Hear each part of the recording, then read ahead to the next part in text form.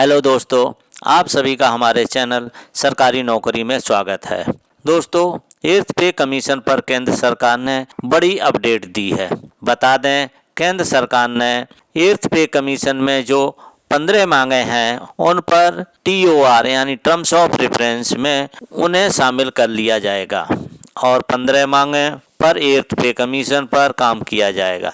बता दें कि 8th पे कमीशन का जो NCJCM स्टाफ साइड की तरफ से टर्म्स ऑफ रेफरेंस शर्तें दी गई थीं।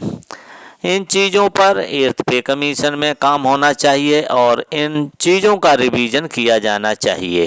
उस पर केंद्र सरकार ने इसे TR में शामिल करने के लिए तैयारी कर ली है और केंद्र सरकार ने एक लेटर जारी करके कहा कि 8th पे कमीशन में 15 शर्तें जो NCJCM स्टाफ साइड की तरफ से दी गई हैं उन पर विचार किया जाएगा और 8th पे कमीशन में उन्हें शामिल किया जाएगा।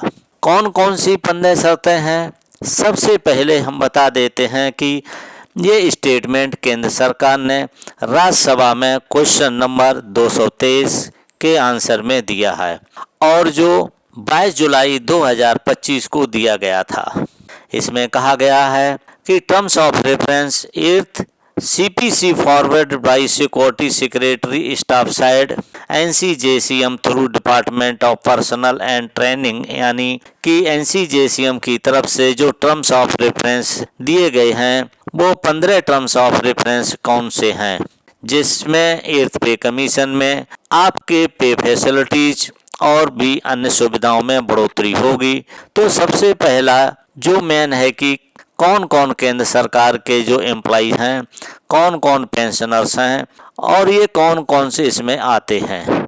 तो इसमें कहा गया है कि इसमें पे अलाउंसेस और अदर बेनिफिट किसे किसे दिया जाएगा। तो इसमें कहा गया है कि ऑल इंडिया के जो केंद्र सरकार के एम्प्लॉइज हैं, डिफेंस फोर्सेस हैं, पैरामिलिट्री फोर्सेस हैं और इसके बाद डाक विभाग है, बैंक है, इसमें यूनियन टेरिटरी के जितने भी केंद्र सरकार की नौकरियां हैं और इसमें सुप्रीम कोर्ट के एम्प्लॉई हैं, ये सभी इसमें आते हैं। रेलवे एम्प्लॉई हैं, ये सभी इसी में आ जाते हैं। दूसरा इसमें जिसे शामिल किया गया है, इसमें कहा गया है work to out the compensations revised pay packet यानी कि रिवाइज पे पैकेट 1126 यानी कि रिवाइज पे पैकेट 1 जनवरी 2026 से लागू किया जाए और केंद्र सरकार के कम कर्मचारियों को जो पे है और जो पेंशन है उसे रिवाइज 1 जनवरी 2026 से किया जाए।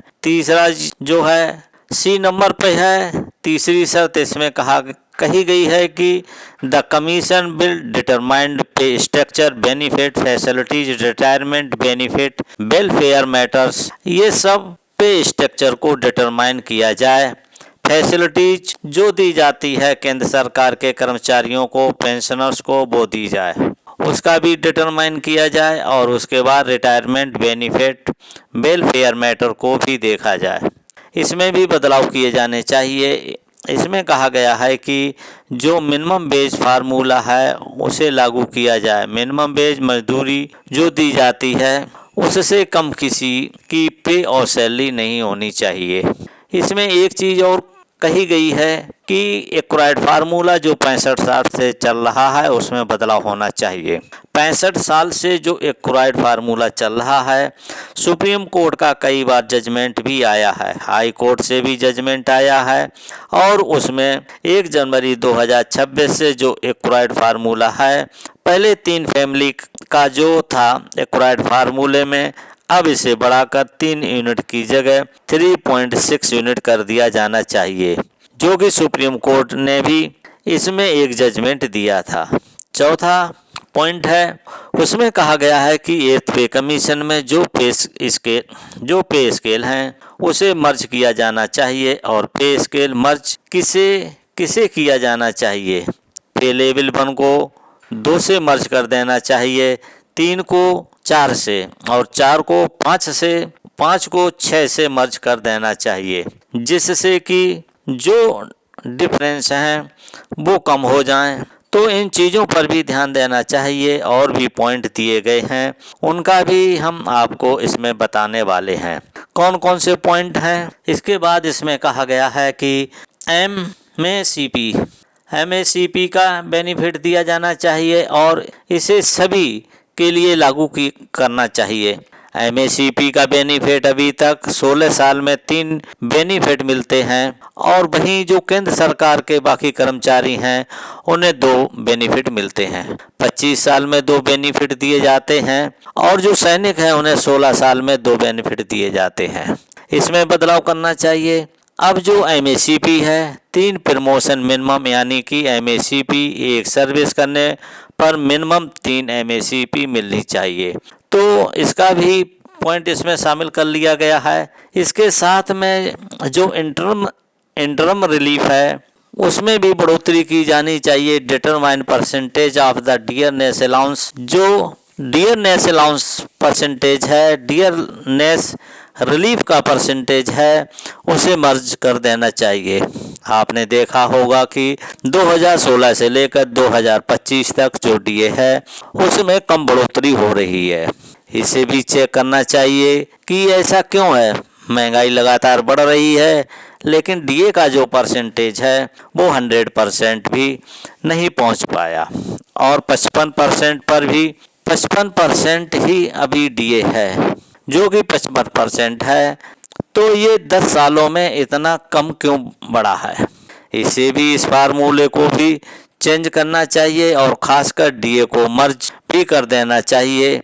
इसके बाद एक और बात कही गई है कि 7th पे कमीशन में जो एनमोलाइज हैं यानी विसंगतियां हैं इन्हें ख़त्म कर देना चाहिए।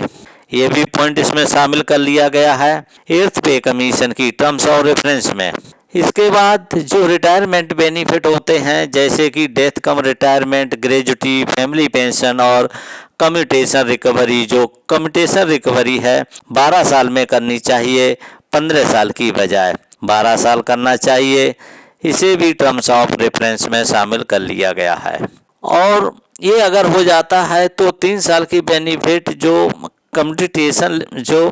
कम्यूटेशन लेते हैं उन्हें 3 साल का बेनिफिट, काफ़ी अच्छा खासा बेनिफिट मिल सकता है। एक चीज़ और इसमें शामिल की गई है कि CSCCS जो रूल्स है उसे इसमें लागू करना चाहिए। 1 जनवरी 2004 के जो बेनिफिट्स हैं सभी को बराबर दिया जाना चाहिए और CGHS और ECHS की सुविधाएं इसमें FMA दोनों ऑप्शन दिए होने चाहिए। अगर जो पेंशनर हैं वो चाहे CGHS से इलाज कराना या ECHS से इलाज करा सकते हैं या फिर वो फिक्स मेडिकल अलाउंस लेना चाहें तो उसे वो देना चाहिए। फिक्स मेडिकल अलाउंस इसलिए लेना चाहते हैं क्योंकि कई जो CGHS या ECHS हैं वो काफ़ी दूर होते हैं, जिसकी वजह से वो इलाज कराने में असमर्थ हो जाते हैं और उन्हें सिविल से ही इलाज कराना पड़ता है। तो इसे FMA भी देना चाहिए। तो इसे FMA यानी फिक्स मेडिकल अलाउंस भी दिया जाना चाहिए। फिक्स मेडिकल अलाउंस, इसके बाद चिल्ड्रन एजुकेशन अलाउंस CA के बारे में, हॉस्टल सब्सिडी के बारे में भी इसमें जिक्र किया गया है। पोस्ट ग्रेजुएट लेवल तक को CA यानी चिल्ड्रन एजुकेशन अलाउंस दिया जाना चाहिए। हॉस्टल सब्सिडी भी मिलनी चाहिए। इसके बाद इसमें नेक्स्ट पॉइंट है रिस्क अलाउंस। जो रिस्क अलाउंस है, हार्डशिप अलाउंस है, इसमें भी बदलाव किए जाने चाहिए और रेलवे को भी रिस्क अलाउंस दिया जाना चाहिए क्योंकि रेलवे कर्मचारी कई ऐसी जगह हैं जहां पर 365 दिन रिस्क में ड्यूटी करते हैं। इसके साथ में इसमें कहा गया है कि डियरनेस जो डिफेंस सिविल एम्प्लॉइज हैं उन्हें भी रिस्क होती है, हाईली एरिया में रहते हैं और उसके बाद आर्म्स जो कैरी करते हैं वो ले जाते हैं या बनाते हैं, उनको भी रिस्क अलाउंस दिया जाना चाहिए। रिस्क अलाउंस में बड़े बदलाव की मांग की गई है। तो ये 15 पॉइंट थे जिन्हें लोकसभा राज्यसभा में सरकार ने इसकी जानकारी दी है कि टर्म्स ऑफ रेफरेंस में ये 15 पॉइंट शामिल किए गए हैं। अगर इनमें से 10 पॉइंट भी से 8th पे कमीशन में इसे मान लिया जाता है तो काफ़ी अच्छा बेनिफिट मिल सकता है। 10 पॉइंट्स में अगर कम्यूटेशन या रिस्क अलाउंस और बाकी जो MACP की बेनिफिट है ये मान लिए जाते हैं तो काफ़ी अच्छा बेनिफिट 8th पे कमीशन में मिल सकता है। हालांकि अभी ये इसको शामिल किया गया है, इसमें फाइनल मोहर नहीं लगी है। जैसे ही केंद्र सरकार 8th पे कमीशन गठन पैनल करेगी और पैनल इस पर एनालाइज करेगा कि क्या इसकी ज़रूरत है, उसके बाद ही इसे फाइनल किया जाएगा। तो दोस्तों ये जानकारी आपको देनी थी। ये जानकारी कैसी लगी? यदि आपको जानकारी अच्छी लगी हो तो लाइक करके अधिक से अधिक शेयर कर दीजिए।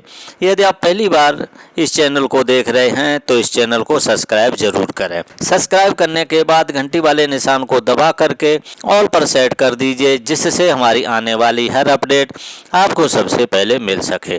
दोस्तों सब्सक्राइब करने से आपको क्या फ़ायदा होगा? सब्सक्राइब करने से आपको ये फ़ायदा होगा कि हम जब भी कोई अपनी वीडियो या कोई अपडेट करेंगे तो YouTube ऑटोमेटिकली आपके पास सबसे पहले भेज देगा।